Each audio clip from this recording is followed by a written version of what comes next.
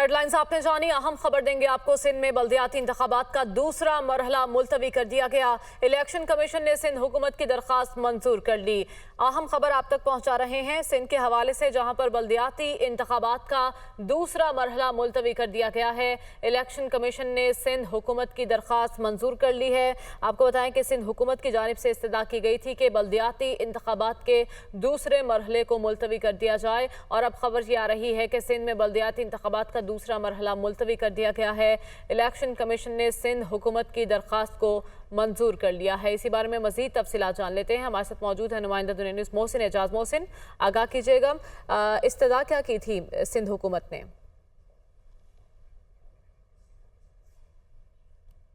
मोहसिन से हम दोबारा रब्ता करने की कोशिश करेंगे, या हम खबर आप तक पहुंचा रहे हैं। सिंध हुकूमत की जानिब से इस्तदा की गई थी कि बल्दियाती इंतखाबात के दूसरे मरहले को मुलतवी किया जाए। वजह बताई जा रही थी सैलाबी सूरत हाल, उसके पेश नज़र ये दरख्वास्त की गई थी। और अब खबर यह आ रही है कि सिंध हुकूमत की दरख्वास्त को मंजूर कर लिया गया है इलेक्शन कमीशन की जानिब से, और सिंध में बल्दियाती इंतखाबात का दूसरा मरहला मुलतवी कर दिया गया है। अब सिंध में बल्दियाती इंतखाबात का दूसरा मरहला कब होगा, इससे मुतालिक कुछ भी नहीं कहा जा रहा। ये इंतखाबात कब तक डिले किए गए हैं, इससे मुतालिक भी अभी तक कोई खबर सामने नहीं आई। लेकिन अब तक की सबसे अहम पेशरफ ये है कि इलेक्शन कमीशन ने सिंध हुकूमत की दरख्वास्त मंजूर कर ली है, और इस दरख्वास्त के मुताबिक दूसरा मरहला बल्दियाती इंतखाबात का मुलतवी कर दिया गया है। मजीद तफसीलात जान लेते हैं। मोहसिन एजाज हमारे साथ मौजूद है। मोहसिन, आगाह कीजिएगा, क्या वजह बयान की गई थी सिंध हुकूमत की जानिब से, और अब बल्दियाती इंतखाबात कब होंगे?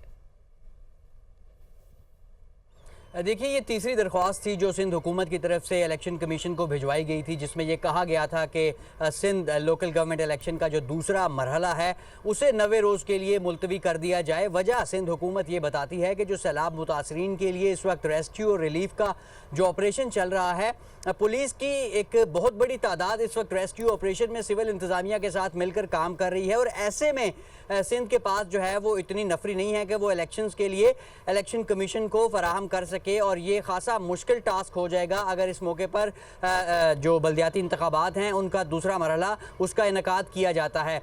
आज ये तीसरी दरख्वास्त थी। इलेक्शन कमीशन ऑफ पाकिस्तान ने इस सिलसिले में वजारत दाखिला को फिर एक ख़त लिखा गुज़िश्ता रोज़, जिसमें उनसे कहा गया कि वो अगर रेंजर्स और दीगर जो फोर्सेस हैं उनको बतौर static force election commission of Pakistan को दें तो वो ये इंतखाबात करवा दे। ताहम आज वजारत दाखिला की तरफ से ख़त लिखा गया इलेक्शन कमीशन ऑफ पाकिस्तान को, जिसमें यह कहा कि वो टीयर 3 के तौर पर तो जिम्मेदारियां सर अंजाम दे सकते हैं रेंजर्स और एफसी, लेकिन बतौर स्टैटिक फोर्स उनके लिए भी इस वक्त ये इतने बड़े पैमाने पर 16,000 से ज़ायद एहलकार चाहिए थे कि इतने बड़े पैमाने पर डिप्लॉयमेंट नहीं की जा सकती।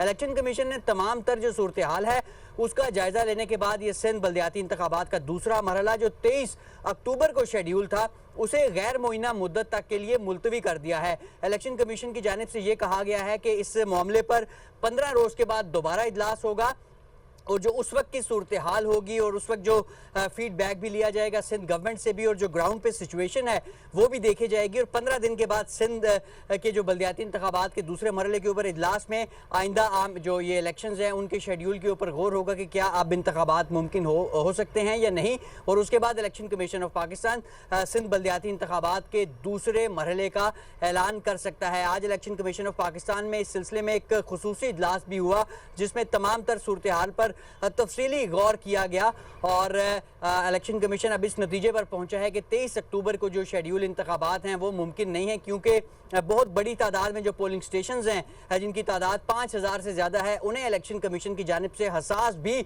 डिक्लेयर किया गया है। तो ऐसी सूरत हाल में भारी जो पुलिस नफरी है वो इलेक्शन कमीशन ऑफ पाकिस्तान को इतनी बड़ी एक्सरसाइज के लिए दरकार होगी, और ऐसे में जब सिंध हुकूमत वाज़े तौर पर तीसरी मरतबा कह चुकी है कि हम ये इंतखाबात इस वक्त कराना हमारे लिए बहुत मुश्किल होगा, लेकिन मोहसिन, पाकिस्तान तहरीक इंसाफ ऐसा नहीं चाहती। उनका ये मौक़िफ़ था कि ये इंतखाबात होने चाहिए।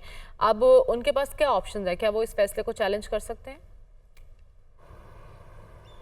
देखिए ना सिर्फ तहरीक इंसाफ बल्कि जमात इस्लामी भी जो कराची के बल्दियाती इंतखाबात जो 7 ज़िला में होने हैं उसके हवाले से बाकायदा तौर पर इलेक्शन कमीशन ऑफ पाकिस्तान को लिख भी चुकी है कि ये जो इंतखाबात हैं ये शेड्यूल के मुताबिक करवाए जाएँ। और आज एक रेफरेंस भी chief election commissioner Sikandar Sultan Raja के खिलाफ तहरीक इंसाफ ने सुप्रीम जुडिशल काउंसिल में दायर किया और उसमें उन्होंने इस चीज़ को भी बुनियाद बनाया है कि KP के गवर्नमेंट जब कहती थी कि इंतखाबात को मुलतवी किया जाए तो नहीं तक किया गया और सख्त मौसम और ख़राब सूरत हाल के बावजूद इलेक्शंस करवा दिए गए थे। और अब उन्होंने अपनी जो प्रेयर थी उस रेफरेंस में उसमें यह भी कहा कि जबकि कोई भी जो नून लीग या पीपल्स पार्टी की जहां पर हुकूमतें थी वो जब कहती थी तो वहां पर इंतखाबात मुलतवी कर दिए जाते थे।